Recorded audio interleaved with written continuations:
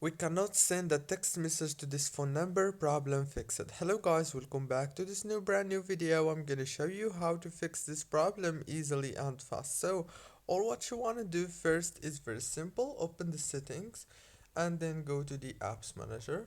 Open the apps like this and then you need to wait a few seconds. It will start loading all the apps that you have on your phone. After that, scroll until you find Twitter. When you find it, click on it like this. And now all what you want to do here is click on the force stop option, go to the storage, click on clear cache, and then click on clear data, clear delete. Now open the Play Store, update your Twitter because all the problem are getting fixed by updating any app.